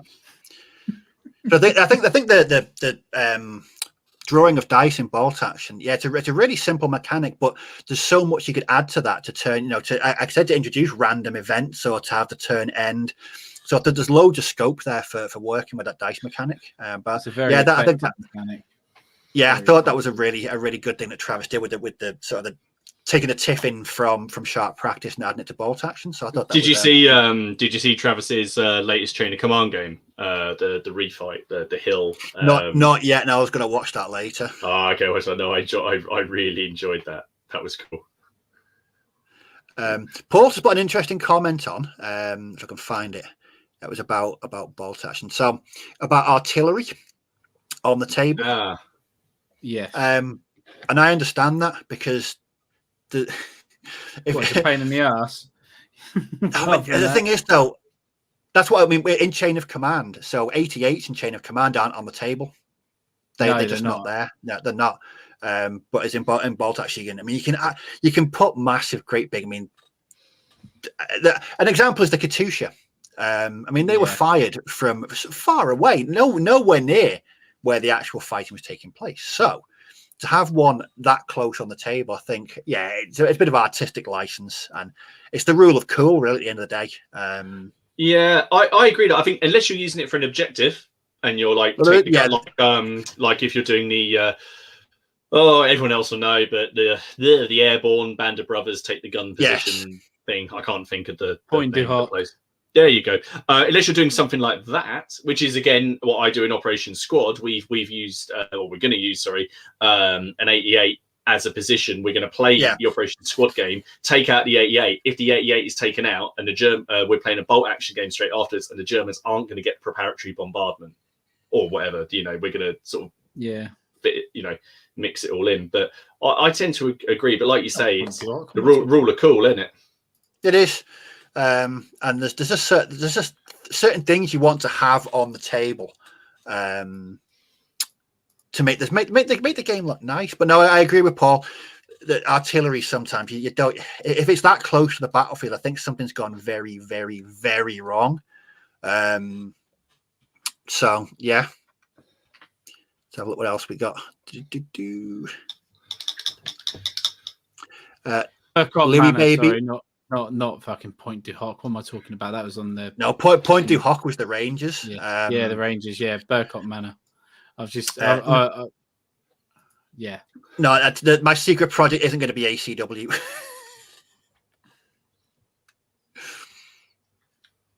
ACW. Oh, I have to. I don't know. I'm completely stumped on what your secret project. Yeah, I am as well. To be fair, what your secret might be. I know you're hosting, Steve, but I'm desperate to throw up a picture of a certain thing that's coming out. Oh right, I think that's a nice way. I know Martin can't contain himself anymore, so I think it's time. I think it's time for a bit of wargaming news. Martin, I'm going to hand this over to you, my friend. I if you haven't seen it, why haven't you seen it? But Greatest Escape. I called it. I called it for you. Thank you very much. They've answered my prayers. And Great Escape Games are releasing multi-part plastic cowboys. How cool is that? Someone's going to be like, "No, I hate them." So I don't care. It's a multi-part plastic kit. It's going to be 2 frames. I've got pictures of frames here. But as far as I'm aware, this is going to be the only multi-part plastic cowboys on the market currently. Yeah, I can't think of any. That tells me that Dead Man's Hand has been a great success. Well, again, I don't. Again, someone's probably going to prove me wrong in the comments. I don't know anyone who physically plays it and then doesn't go and buy it. Exactly. Because again, this box, you're going to get 2 sprues, so you can make 10 guys. That's a whole gang plus more, because you're on average you're only taking in 7 guys max. Yeah. So you're getting 3 extras. I mean, I've already got loads of gangs, but I'm going to take this and build out some guys. Let's have a look at the sprues. There's probably going to be 2, but you can see, look at that sprue. It's rammed with stuff. Yeah. Have a look at that. Lots of heads. You can even see down here, look, they've got a longhorn skull, and there's a little cacti as well to stick on the board. And right in the bottom right, that's dynamite. There's even a sheriff. There's even a sheriff's badge that you can stick on. I think, yeah, they're there. Look, they're sort of. If you look, sort of where 4th row down, where the legs are, you can see these little circles. They're sheriff's badges. Yeah. Obviously, they're quite chunky compared to what they be, but you could use them as tokens or something. So yeah, I think they've been getting a lot of praise online that they've actually gone and done this. Hopefully it will be a high quality plastic kit. It's going to be, I think it's 15 quid. So 15 quid for 10, which, okay, again, you're only getting 10 plastics, but looking at the sheer number of options, and that would be the only thing you need to buy for the game other than the rule book. I think that's a brilliant deal, personally. I don't know what you chaps think. Well, I said that last night about the price point. £15 for 10 multi-part plastic cowboys. You're not going to find anywhere else, like say, multi-part plastic cowboys. I think that's tremendous value. It's funny what GP's just said the same thing as you, though, Martin. What you said last night about Firefly. Yeah, I was going to say. I was just looking at the comments, but yeah, but people are going to mix this probably with the Stargrave stuff that's coming out, and they're going to make shiny colours. I knew it. Look, it is Carl. I don't like cowboys. Cowboys don't like you. There we go. That's my response. No, even I like cowboys. No, I know. No, not everyone does, but he does. He redeems us as they do look cool. Yeah, but the thing is, it's about that, having that variety again. And Great Escape Games aren't a massive company. I know they've got a few ranges, and I think obviously making that leap into plastic for a company is good. And hopefully, if this does well, they'll produce other things like maybe Native Americans. Maybe they'll go with some like US Army stuff or 7th Cavalry stuff. Do you want to be good? Mexican banditos. That would be cool. That would be cool. I was just looking at the comments. Nick Games, Cowboys and 40k Ultramarines. Julian's just said, when are they out? I believe they're going up for pre-order in a couple of weeks, and I'll be hitting refresh until they do. So yeah, Battle Matt wants to know if Steve's secret project is Cowboys versus Badgers. That would be interesting. But the answer probably is going to be no. I think it's safe to say that that's not the secret project. I just think it's very cool. I think everybody knows I love that game. I also think they're a good company as well, and I think it's just really exciting. They should send you a free fucking sprue, to be honest, Martin. The amount of people that you've sent onto that game. I might email them and inquire how I can get on that pre-order a bit quicker and how I can get a set. No, I mean, I don't know what people think, but just the idea of multiplayer, and again, you can just really characterize them out, and then potential see how they fit in with other companies. I mean, yeah. I don't know if you can get some of the weapons off of that sprue, get the shotgun off of that, and stick that on a US Army guy. That'd look quite cool. To someone interesting. Yes, there is kit bashing opportunity here. Oh yes. Yes, someone's just put GP's just put Martin got us into Dead Man's Hand. We forgave him, but we don't forget. No. No, we don't. No, but that's it. But no, definitely, I feel that's something that was very. So sorry, I've been waiting patiently. I've been so excited. Do you know what? I've been waiting for you to mention that. It's you'd be like, I just don't want to talk about Plastic Cowboys. Just Plastic But no, Cowboy. I mean, just you, like I said, that you did call it. When they put that teaser picture on, you were like, yeah, please let it be Plastic Cowboys. Sorry, Ken, go on. I was going to say it's one of those cool things. It's just something that's quite unique in it, but it's something that, it's really nice to see something come out that one of us really, really wants. Yes, that's from a small. I say a small company, a small manufacturer. I think making that leap to get, to get the molds made, to get the plastic made, is stupid. To go through that whole process. We know it's not cheap from the Perrys, don't we? It's not cheap, and to have a company do that means one of two things. That means this is their trial, and if it goes really well, they're going to bring out a lot more plastic. So that's I mean, they must know that they're going to sell. They're going to sell well, even from people that don't play Dead Man's Hand. I think the option for Plastic Cowboys. I mean, Legends of the Old West, and another popular Western game. People are going to be buying it for that. Yeah, RPGs. Just for role-playing games, people are going to take that. I can see people removing the handguns and putting a katana in the hands there, and you'll have Afro Samurai stuff. Like it's very, very cool, and I'm just very excited to see if it's going to come along with maybe some new. They said there's going to be bundles, so I imagine if you're not in it already, there's going to be some starter bundles to come with the rulebook and that. Bundle. But we all like it. We all do like a bundle, especially Ken. But also, I would just like to see if there's maybe going to be. I mean, they've already got four books out. If there's maybe going to be a new supplement on the way, that'd be very cool. Oh, do you know what? I'm the only one out of us four who's not played it or got into it. I feel like I'm being left out here. Don't play it. You will buy it. I would love to see what you would come up with those models. And how you would base them, because you'd have to go dusty. You'd have to. How would you base the Old West? Oh, you could do it in a saloon, Steve. Yes, balsa wood. Yeah, or coffee stirrers. That'd work quite well, actually. No, I think I'd go for cork. That shouldn't surprise anyone. Fucking cork. Here's a question from Miller. So, how big a box of them would you need? One. Yeah. One. You need, so generally a standard game is 21 reputation, which is points, and that's usually a boss, the gun hand, the underboss, and then 4 or 5 dudes. They're actually called dudes, who are like your average guys who are just on with pistols or repeaters, and you would have 3 spare, and you could then, you could just switch the armaments about a little bit. So you'd need 1 box. That'd be it. I want Steve to kit bash the Milky Bar Kid for a game of Dead Man's Hand. Bloody hell. That's what that was reminding me of. Have you seen the Ballad of Buster Scruggs? Yes. It was just reminding me of the Milky Bar Kid. I've watched that. It's quite good, actually. And Mez has put kit bashing possibilities are endless. Definitely interesting, but he still doesn't like cowboys.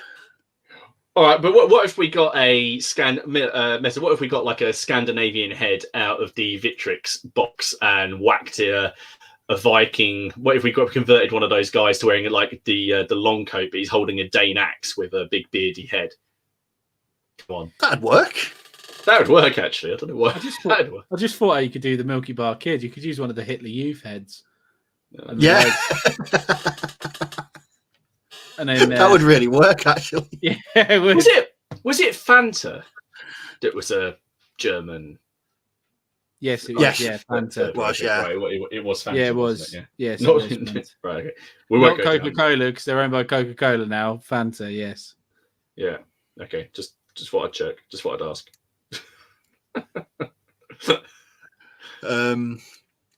Yeah, so that's some interest. Anybody else got any other news? I couldn't find anything. I was doing a bit of trawling. I couldn't really see anything of any. Kickstarter wise, the next the expand. There's a new Mantic have got the next Hellboy Kickstarter up. I haven't grabbed any pictures from it, but I backed the first one, and I can say that it's a really fun game, really enjoyable, especially if you like the Hellboy comics and the whole Hellboy franchise. They got another one up there. There's only one pledge level. I think it's 70 quid, and you get 5 expansions, which come with all sorts of gnarly models, including like dragons and all sorts of crazy Nazi zombie kind of monsters, which is good. But so that's out. I think that's only got a couple of days left to go, actually. So I need to get my pledge in. But other than that, not really. I think that's probably pretty much about it. I think the Perrys might have got more Paraguayan stuff out, but I think we covered that last week. I've not seen a lot because I'm not looking because I can't spend any money at the moment. Because you're having cold turkey from buying miniatures, aren't you? You're not allowed to buy any. I'm not allowed to buy any. It's really, really fucking annoying. With that in mind, then, Ken, what would be the worst thing that a company could release if you could name one box from anywhere that you'd think, why have you released that now? I want that yesterday. What would it be? Oh, shiver me timbers. That's an interesting one. You fit me with that one. Home Guard Plastics. Home Guard Plastics. If someone released Home Guard Plastics, I'd be really pissed off. Somebody, if you're listening to this, please. What about you? That's a really good question. Our Facebook Messenger chat wouldn't stop. I'd be fucking fuming. No, it wouldn't. It'd be like 3 o'clock in the morning. You should have seen it was parceled. What about when his parcel didn't arrive on time? Jesus, we were getting a blow-by-blow account of where his parcel was meant to be. I could feel the anger coming through the phone. It was a thing of beauty. The anger was real. I was just scared it would be lost and I'd never get to paint my elves. This sounds like a good time to have a quick word about our kind sponsor of the podcast, mezzersminis.co.uk. So currently, Mezzer said there's a 40mm sale at Mezze's Minis right now. So Mezzer Minis put a great range of Avonpost and V&V. Ken, do you want to vouch for the quality of the Avonpost miniatures? Avonpost is superb. Top quality. There is no other. Yeah, they dare I say it? The sculpts are even better than Perry's. Oh God! Well, they're not coming back. No, they are lovely sculpts. They are really nice. They are fucking really beautiful. Nice. The thing is, it's because they're resin in it. The sculpt holds that a little bit better. So that's why they are. I don't know anyone that's ever bought them that ever says that they just run out of superlatives to describe how good they actually are. It makes the same. It makes me wish I I could paint Napoleonics because I'd love to paint something like that. But I know what would happen is it happens to be with every Napoleonics thing I buy. I've only ever bought one box, obviously, but I'd love to paint them. But unfortunately, you're 6 away from finishing. I just get distracted. I just get distracted. Paint the bloody things. By shiny things. Anyway, back to Mezze's Minis. If you stick around to the end of the podcast, we'll be showing the code, which will net you a rather lovely 10% off your buying purchases at Mezze's Minis. So stick around for that. We'll be releasing that towards the end of the podcast. We will. Excuse me, Martin. Your lack of swearing is disappointing. It's because I'm pointing them away from me. I'm genuinely pointing them away and down. Don't say that. I'm doing well. I'm doing well. I think I've put a little token down here. I've sworn twice, unless someone wants to trawl back through the podcast and correct me. There will be someone. There will be. Here's an interesting one from GP. Steve, paint Prussian naps instead, easier transition. Now, Martin, you've painted Prussians, haven't you? The Prussian Landwehr. Yeah, I have. They are fairly easy to paint compared to the French and the British. How are you Prussians, I'm going to sell them, Ken. Yeah, I thought you said you were going to sell them. No, the only reason I'm going to sell them is because it's because I've built up such. I'm not going to get them done. I'm not going to kid myself. I don't want the pressure of trying to do that army.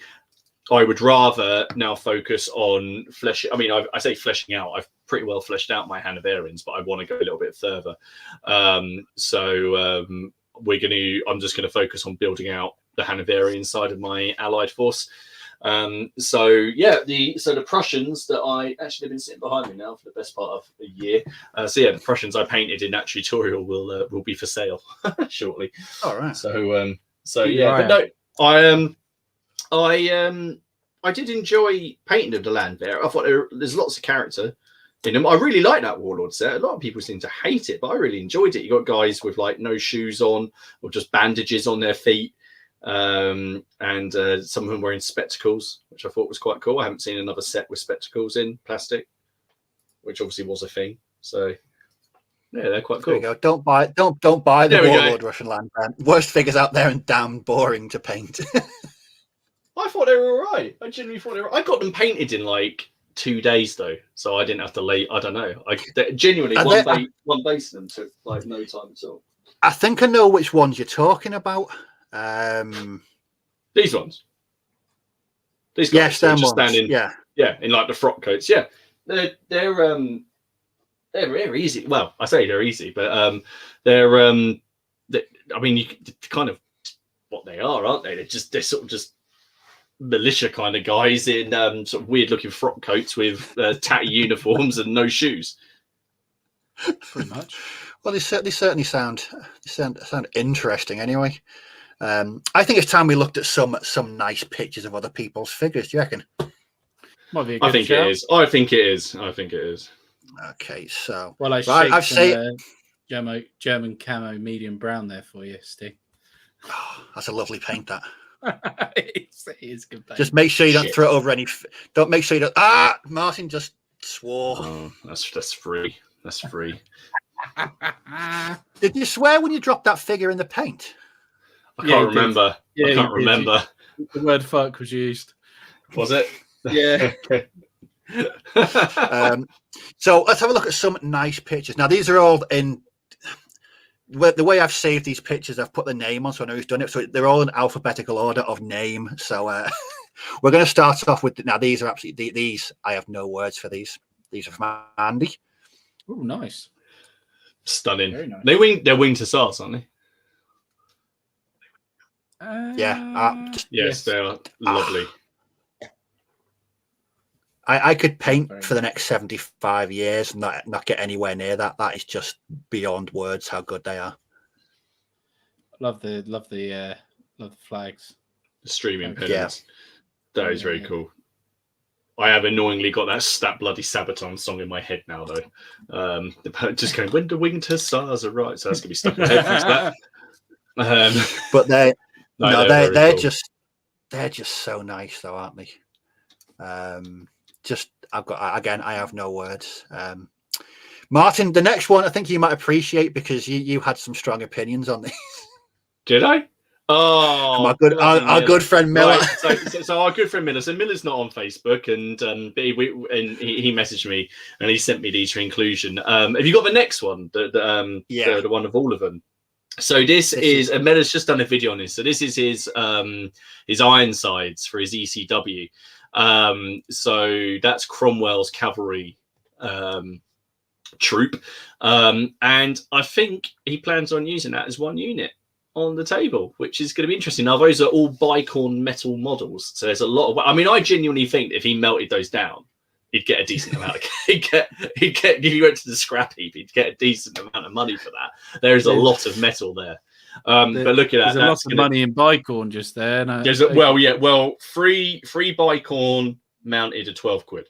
I think. Does his missus watch the stream? Because I'm going to go with no. But if she does, they Miller, were it was nice. $2.99 for the lot. Miller, it was nice knowing you, mate. I'm sorry we never got to have our game. Can I have your army?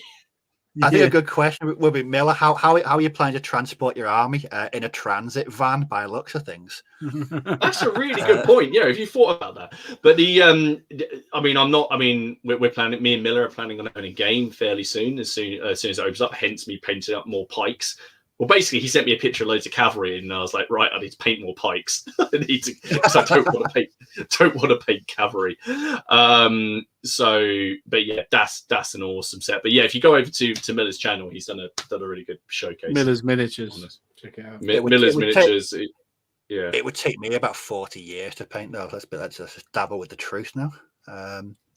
Okay, moving on to a slightly different scale. These are from Corey. These are from some Pendragon. Some Prussian Very Fusiliers. They're lovely, aren't they? They are so nice. Yeah, they are nice. They are very nice. I love the front rank kneeling and rear rank loading. I like that. That's the detail on that. I mean, the only Pendragon figures I've painted were those ACW ones. But I can't be looking at any of the ranges and any of the parts of history. I'll go funny. But they're really, really good. Yeah, they are nice. Okay. So now we're moving back onto World War II. It's 2 from Joshua. These are Ken, you'll appreciate these. These are really, really good. Oh, these Yay! Dad's nice. Army. Yeah, he's done a better job than I did. Mine are all in contrast, so they're getting stripped and redone. Need to do them justice. I think of all the boxes that Warlord have done, I think that's a really, really good one.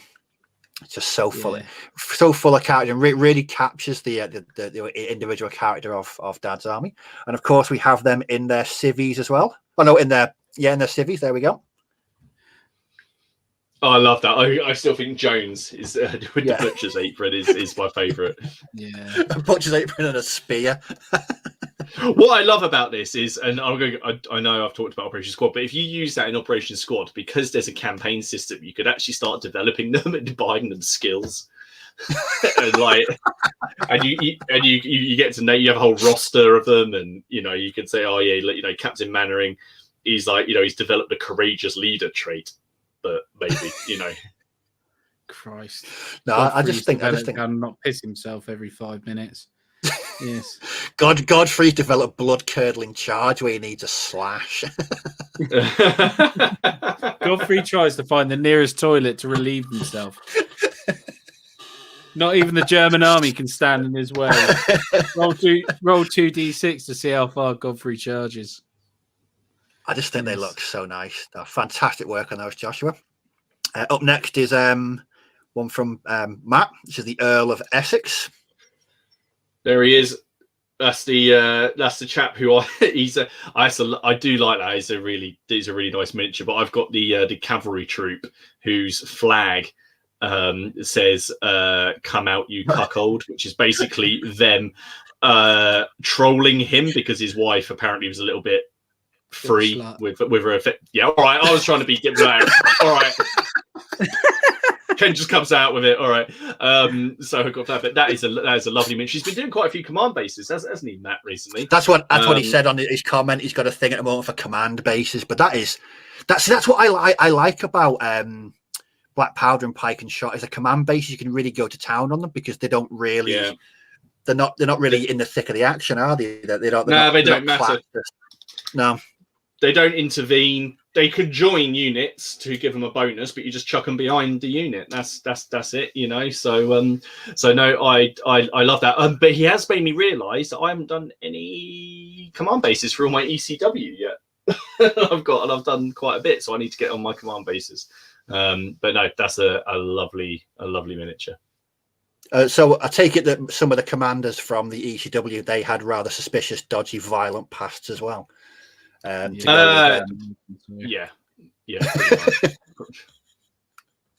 Up next is one from Robert. This is a herald from for Richard III. Yeah, nice. I really like that one because I love he's done the royal livery, really which I see a lot of people kind of sort of shrugging away from doing. But it's I think he's done that really well. I think it looks really cool. And he's I think he's actually now finished the entire base. But that's the he said that's the Richard III Herald, isn't it? It's that's he's very cool. Is that 20? That's 28 mil, is it? Yeah. God, it looks good for 28 mil, isn't it? For it's a 28 mil Perry. Right. 28 mil Perry. What's up next? Bit of fantasy. These are from Tony from Cursed City. These are lovely. Oh, nice, man. Yeah, that's nice. That's really cool. Axes, they're quite sweet. I do like that. They are very cool. Man, Games Workshop brings out some cool figures. Exactly what I said the other week. I may not play the games, but fair play to them. When it comes to producing nice looking figures, they have got it nailed. They are so nice. There's definitely something a bit Turnip 28 about them as well. They are very cool. I do like those. I do like that. Other systems you could use them for. I mean, you could definitely use them in D&D, couldn't you? Yeah. Oh, D&D, Frostgrave. Frostgrave would be good. Saga, Age of Magic. You could use those in Age of Magic very easily. Just use them as either. Well, you could. I mean, are they large? Are they large miniatures, or are they like? They look like. Are they on 30 mil, 40 mil bases? Well, Games Workshop. Ken, what's the standard workshop base these days? Because I know they increased the base size for Space Marines, didn't they? Yeah, it used to be 28. It's 32 mil, I think. 32 mil bases now. So I think they're 32s. So because they look like fairly chunky models. They look ogre sized. Yeah, they look fairly robust. But what I like about that. Primaris Space Marine size is probably the best way to. They're 40 mil, the Primaris bases, aren't they? Because they're the same as the Stormcast Eternals. Because I've got some of those behind me. All right. 40 mil. Oh, I thought they're 32s. No, these Stormcasts are 40 mil. These bases. Where are they? There they are. Now, I thought the Primaris was 32. Yeah, I thought I'm just measuring it now. No, they're 40. They're 40 mil. These bases here. These I assume that the Stormcast are on the same bases as they're exactly the same as the Primaris basically, aren't they? Just fancy. So yeah, I'm just measuring it now. Yeah, they're 40 mil bases. Oh, okay. But yeah, you could use those. So they're a good couple of half guard or something. You know, for Age of Magic, because you could have basically they don't. In the way it works is you got 4 guys. Or you could have 2 guys with 2 wounds, or 1 guy with 4 wounds. No, I love the greens and browns on those. They're really, really good. Fantastic work, Tony. And last up, a bit of scenery from our good friend Warren. Look at this, absolutely brilliant. Yes, and he's using that for Frostgrave, isn't he? Rangers of Shadow Deep. Oh no, Rangers of Shadow Deep. Sorry, you are right. Which scratches that. He was saying it scratches that RPG wargaming itch, and it's also it's cooperative. You play against the game. Oh, that's right. So you guys, you could get your party together and have a like a good old fashioned dungeon delve. That's pretty sweet. But that looks really, really nice. We don't get sent many pictures of scenery, do we? So no, it's good to see. No, I am going to be starting a scenery project soon, to be fair. Well, that's what Matt asked me. We're doing this winter project. Am I going to be doing some winter scenery? And I think as this will be my second winter-based army, I think it'd be stupid not to. So, yeah, that's definitely on the horizon. Some winter scenery. Cool. Will need to be done in the very near future. So what's your space? So it's 10 to 10. So I think it's time for this. So this is There you go. There we go. So there's the code mezzersminis.co.uk. Womble along to his store. Have a good look, and you get 10% off your purchase. Like I said, V&V, Avon Post, and lovely miniatures. So womble over and check out Mez's store. Yeah, he's got his own range of stuff on there as well now. He's got those other bits, the Greek stuff, and his own sculpt. You get like the pagan Rus chap, the 40mm guy on there. So yeah, no bus, as Dom normally says. There's bus. I was very careful not to say that Meza sells bus, because we know that he doesn't. Even though we said it, been told he doesn't, and then said it again anyway. Yeah. We'll get there. We'll get there. We'll get there in the end. I think when he said he started to sell badges, I think that's when we'll start to worry. Yeah. I just wanted to do it.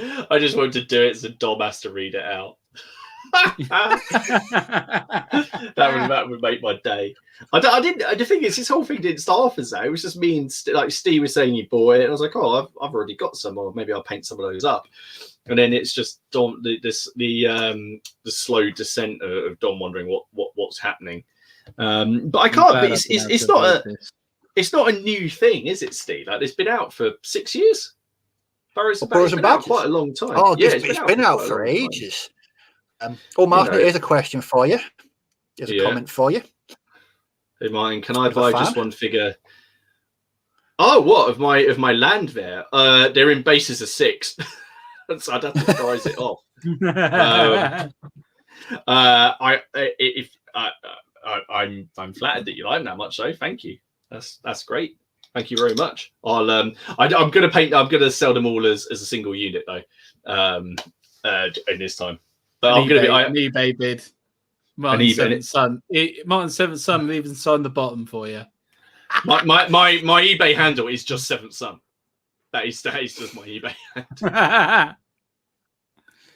Gotta say, I definitely agree with Travis on that one. German camo medium and mud colour. God, absolutely. It's on regular repeat for me. Yes, it's my Bose colour at the moment for my elves. Okay, speaking of colours, what would you? A bit of a random question. What is your least used colour? My least used colour. That's easy. Hang on, let me open the drawer. Yellow. I'm going to find the one at the back. Yellow. I'm going to just go for it here. Let's find out. We have. Oh, hang on. There's one further back than that. I have Hammerfall Khaki from P3. And that is crusty. Yeah. Well, it's separated completely. It's just oil. I don't even know if that's going to come out on there, but it's just oil on the top now. There's no pigment. It's just black oil. He doesn't sell cowboys either. Just a reminder that Meza doesn't sell cowboys. Oh, we've got a glowing endorsement here from Travis. I like that. What's he put? Well, guys, you got me all the way to my office now. Good show. Thank you, mate. Cheers, buddy. All right. That's weird. Drew's just put buff. I was using buff today to paint on my land necks. I'm painting English Civil War. I've run out of buff. There's a lot. There's so many buff coats and stuff that I've been doing. I use buff quite a lot. I use it for loads. I've never heard of that. Yeah, I do. I use buff. I tend to use it if I'm highlighting. I tend to use it rather than using white or yellow. I use buff or Iraqi sand. That's what I do. Buff. It's like Ushabti Bone or Skeleton Horde. Which one's it from? Vallejo. Buff. Yeah. No, I've never used it. But it's the same. It's just a sandy kind of yellowy colour. Yeah. Look at that. Never used it. What? Crazy. Yep, don't own it. No, Ken, I'm with you. I don't use paint. I've got 3. I've got what's this? I've got deep yellow. Yeah. And I've got yellow. It's a bit vague. I've also got flash gits yellow as well for some reason. Yeah. It's actually quite a good yellow, but what's Travis said? That's heresy. That I use that on every single model. Look, I've got a bottle to hand. I have 3 bottles of this stuff. That's my go-to dry brush color for the end. Of the lightest like possible dusting. You watch any of my videos is dry. It's deck tan at the end. That's what I put on my flags. That's what I don't have deck tan either. Well, then you're stupid. I don't use deck tan. It's an interesting one though, and you know what? I can certainly relate to this from Battlemap. White. I've got a lot of different whites. I use white a lot. I use matte. Barely. I have. Hang on. I have Paraxetti white. I've got Menoff white highlight. I've got white scar. I've got a Vallejo flat white. I've got Menoff white base, which is actually more of a kind of a more kind of like a buff color, to be honest. Yeah. And then I've opened this up. I have Corax white. God, what's this one? Warlord Gate. I got the war paint white. I don't know where that is. I must have at least another like 3 or 4. I've got the air. I've got dead white, winter white, and then just white. You got a lot of white. Here's one from Luke. I've been converted by Martin onto deck tan dry brushing, liquid talent. Yeah, it just gives it. It just adds a little bit of wear and tear to uniforms and things without getting rid of that original color. It just seems to accent the original color a little bit because it's not too stark. I don't know if that makes sense. Works, sort of thing. Yeah, it just doesn't overpower anything and just makes that color underneath just look a bit faded in areas, because if you're putting it, it's quite translucent, so if you're putting it on in places, the original color comes through. Right, okay. What's that, Snake Boy? What's your favorite contrast paint you use though, Martin? My favorite contrast paint is Gore Grunt of Thur, without a doubt, 100%, because even because for doing horses and everything like that, I think it's great. It's one of the few colors as well that the contrast paints where I don't think it needs any more work after it's gone on. Right, okay. So personally, because I do a lot, I like at the moment I'm putting Dark Oath Flesh on these faces, but on these guys I've used Gore Grunt of Thur on the straps, but I won't do any more work on the straps. It just comes out really nice. I think for some reason I'm just really happy with the way it looks, but the flesh always needs more work. The blues and the reds need more work for a level that I'm personally happy with anyway. So yeah, what about you? I really like Snakebite Leather. Yeah, really, that's another good one.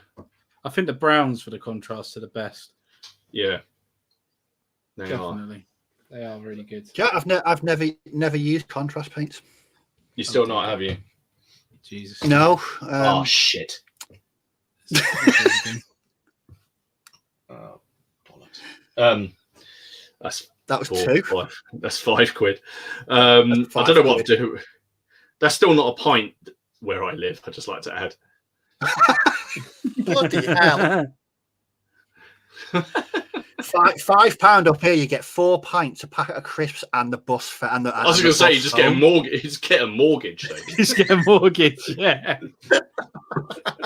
Not to cast aspersions about where you live, but no, why don't? I mean, a lot of my friends are like, "Oh, we're going to go outside and go and meet at the pub," and I was sitting there going, "Hang on a minute, that's like, 3 pints here is the equivalent of a box of mercenary soldiers." Why would I waste my money? What am I going to do? What am I going to do? Apothecary white. Yeah, that's another one. I forgot about that. You've seen Drew's comment.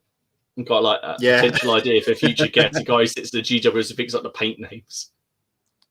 I thought they just had like a Scrabble board or like a dart board, and they just threw the dart. Yeah. Right, gents, we are slowly approaching 10 o'clock. So, Martin, how much is in the swear jar? £5. There's £5 in the swear jar, and I have basically finished doing pretty much all of the work on these English Civil War guys. All I've got to do is just do the details on the faces and the hair, and then my final dry brush of deck tan. and that's it. And how many puncture wounds? How many injuries? Well, 5 plus about 3 from before the shoot, so about 8. Ow. Ow. About 8. I do look. I've been doing some, like. Well, I said it, but it looks like I've just gone and punched a porcupine. And Ken, how's the gold? How's the gold been going? It's going pretty well actually. So they're all kind of like this now. So they're all. I've got a wash has gone on and dried. I've got 8 of them. So what gold is that? that is Retributor armor, and then I have washed it with Right Glam Flesh Shade. That is the best thing to wash it with as well. It looks awesome. And then if you and then I'd say just a little bit of edge highlighting with Retributor armor again, and it looks amazing. It looks wicked. Yeah, it does. And it is really nice. Entertaining. Gold. Productive night all around. I painted nothing, but I did all my painting today. Right. That's it. I think we should. I think we should give Steve a round of applause because I think you did incredibly well, mate, for your first time hosting the show. Thank you very much. Should everyone pop over and join the Facebook group if you haven't already, because we're so close to 200. I don't know why, but 200 will be cool. And of course, come and have a look at all of our channels. Yes. Who's presenting next week? Me. Right. So Him. Head over to Wargaming Warriors for another Monday night of. He got it right. He got it right. It's only. He did. That's two things I've got right. Right, we're into overtime. I just want to say a massive thank you to everyone that showed up tonight. And left comments. Don't forget, head over to measuresminis.co.uk and use your discount code there for 10% off. Just for Ken's, so we don't get beaten up in afterwards. Big thank you as well to people who've watched this on YouTube after it's been broadcast. But with that, have a safe night, and we'll see you all next week. Take care, everybody. Yeah, guys. Bye. See you now.